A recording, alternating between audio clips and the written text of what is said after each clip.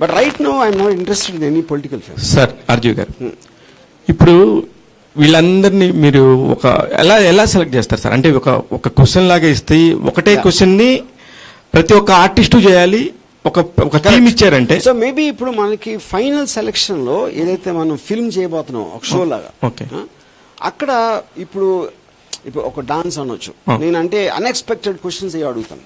Unexpected questions లేకపోతే ఒక situation ఇస్తాను అనుకోండి. నీకు ఇందాక చెప్పినట్టు ఇప్పుడు మీ మదర్కి అసలు ఒంట్లో బాగాలేదు, she's on the death bed అని ఫోన్ వచ్చింది, ఇన్ఫర్మేషన్ వస్తే మీరు ఏం చేస్తారు అని చెప్పాను అనుకోండి, నేను ప్రిపేర్ అవటానికి టైం ఇవ్వట్లా.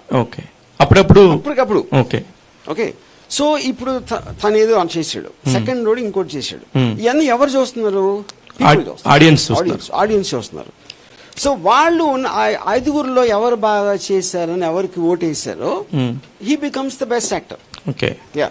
సో సిమిలర్లీ ఇప్పుడు నేను డైరెక్టర్కి మనం ఎవరైతే డైరెక్టర్కి ఇస్తున్నామో ఆ డైరెక్టర్ని ఏం అడుగుతాను, ఇప్పుడు సీన్ ఇది, ఈ కంటెంట్, ఇప్పుడు దీన్ని సినిమాటిక్ గా నువ్వు తీయటానికి ఎలా చేస్తావు అంటే, ఇప్పుడు నేను సపోజ్ శివాలో నేను ఫస్ట్ టైం నేను స్టోరీ చెప్పినప్పుడు నేను షార్ట్లతో చెప్పాను.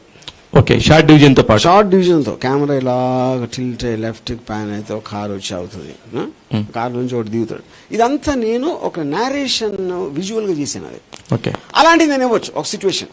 ఓకే, ఇప్పుడు ఇది ఒకటే దానికి ఒక డైరెక్టర్ కి, ఆర్టిస్ట్ కి, టెక్నీషియన్స్ కి అందరినీ కూర్చోబెట్టి ఈ ఒక పర్టికులర్ పాయింట్ దీని మీద చేసి నాకు ఆడిషన్స్ పంపించండి, దానిలో హూ ఆర్ ద బెస్ట్ అనేది మీరు సెలెక్ట్ చేస్తారు. ఆడిషన్ అనేది will give a dialogue.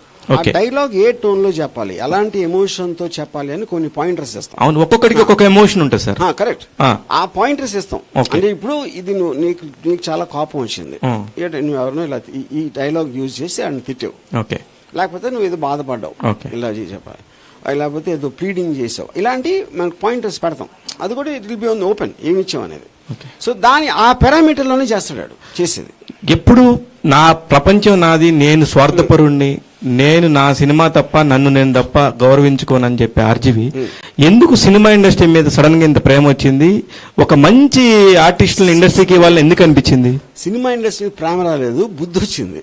Okay finally sir, అంటే అది ఓన్లీ ప్రేమ కాదు, అంటే ఈ టాలెంట్ మేకింగ్ లో ఓన్లీ టాలెంట్